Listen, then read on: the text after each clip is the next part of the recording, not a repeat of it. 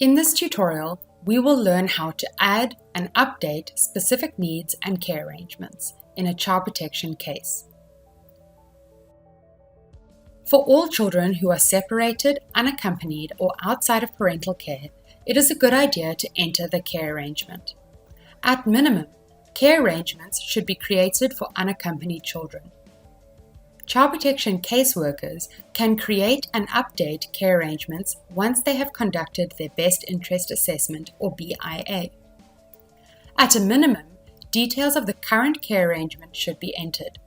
Historical care arrangements may also be useful where the child has a lack of continuity of care. Even when children are registered with their current caregiver, this record is useful to collect details of the care arrangement that are needed for BIAs and BIDs, such as how long the child has been in the care arrangement, how the placement occurred, and if it is formalized. Caseworkers should create a care arrangement after they have conducted a BIA for the child so that they have the necessary information to create the record. There is a basic option and an advanced option. For the basic option, care arrangements are usually only required for unaccompanied children. Separated children should be registered in the same registration group as their relatives, so can be assumed to be in kinship care. If other children need to be removed from the care of their parents, it is also possible to create care arrangements for them in order to keep track of this. For the advanced option, care arrangements are generally only required for unaccompanied and separated children. If other children need to be removed from the care of their parents, it is also possible to create care arrangements for them and keep track of it. Multiple care arrangement records can be created for a child in order to track their history of care as well, which is especially useful when a child may have had several different caregivers. In general, it should only be necessary to create a care arrangement for the child's current care arrangement. If a child has changed caregiver, however, caseworkers should update the existing care arrangement record by changing the field in current care arrangement to no and entering a care arrangement end date. Caseworkers can then create a new care arrangement record to reflect the current situation. If a child has a very complicated care history, caseworkers may also consider creating historical care arrangement records. For updating specific needs, the SPN entity is accessible under the CP module in the ribbon of the Child Protection Case page. It will take the caseworkers back to the registration module, as SPNs are recorded at the individual entity.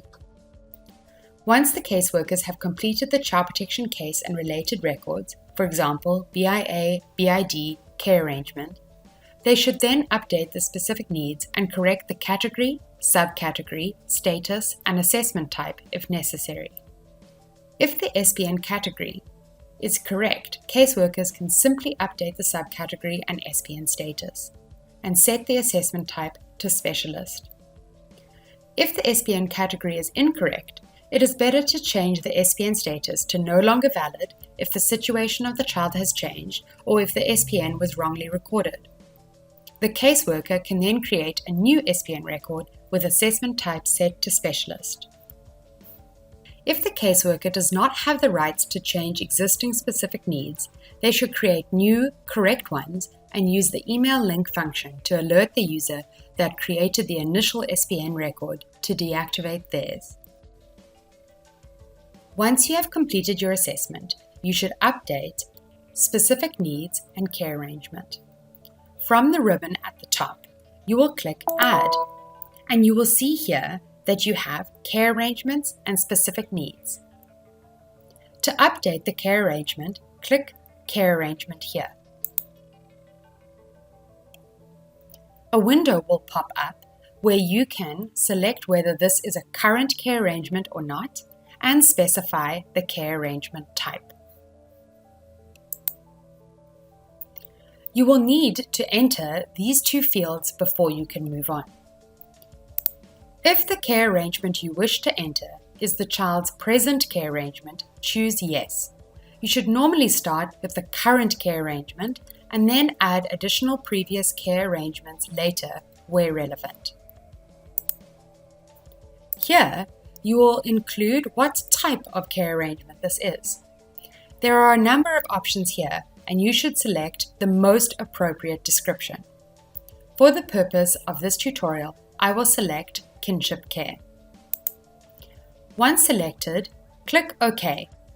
Now you will see that under care arrangements and specific needs, your care arrangement has been added. Double-click to open the care arrangement so that you can add further information.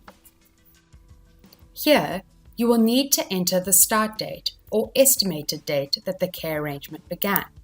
You will do this by using the calendar and selecting the date. If you are entering a historical care arrangement, you will also need to enter the end date here. As we are saying that this is the child's current care arrangement, I will leave it as the start date only. Over here, you will need to answer whether the care arrangement has been formalized or not. You can select yes or no. This is where you will indicate if it has been formalized by the relevant national authorities or another agreed formalization process in your country. I will click yes. Then, for the caregiver and care arrangement details, you will need to enter all information that you may have on hand. Enter the identity of the caregiver. If the caregiver is registered in progress, use the Registered Caregiver field above. If the caregiver is not registered, use the caregiver as relative and create or add a relative record. You can do this in the same way as described in updating parent and caregiver information. Down below, you are able to add further information. Here you can include any additional narrative information about the care arrangement using the caregiver details, using the care arrangement details, using the care arrangement description.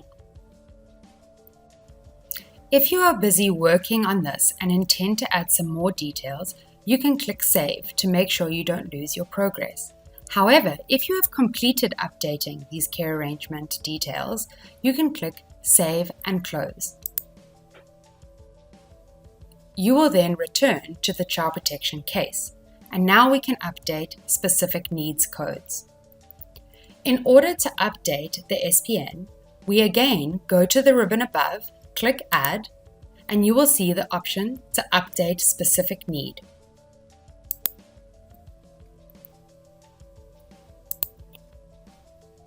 Remember that SPN are often created before a CP case is created, so you may have to update these or at least distinguish the care arrangements you create from those created at registration. Registration is a unique opportunity for UNHCR, government and partner staff to meet and identify children at risk or who may need child protection support. Registration staff should use SPN to flag cases for child protection review. The CR, Child at Risk, and SC, Unaccompanied or Separated Children codes will act as flags for review by Child Protection.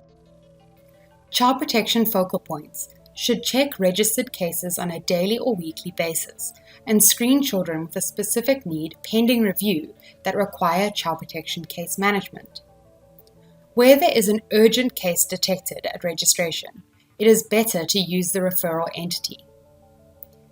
When updating a SPN, if you have the rights, you can update an existing specific need that may have been entered by registration or others.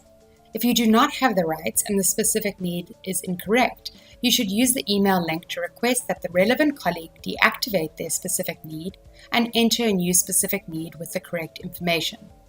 This should be done according to the standard operating procedures.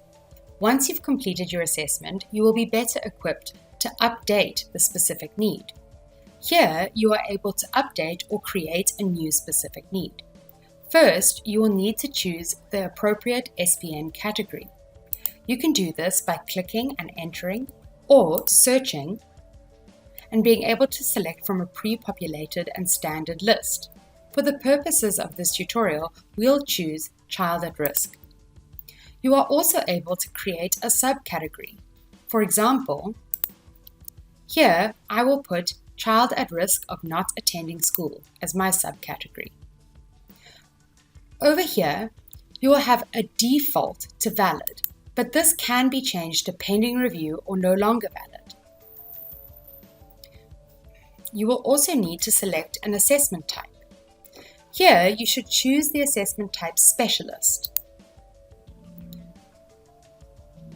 You can also update existing SPNs created at registration if you agree with the entry. The important thing is to mark that this specific need is created by someone who has advanced training in child protection, hence Specialist. On the right-hand side, you will have these fields assessed by. Over here, you will be able to include the organization name. This can also be UNHCR, and the name of the caseworker who has assessed the specific need. Once you have finished, you should click Save, and to close this, you can go Save and Close. Then you will return to your child protection case.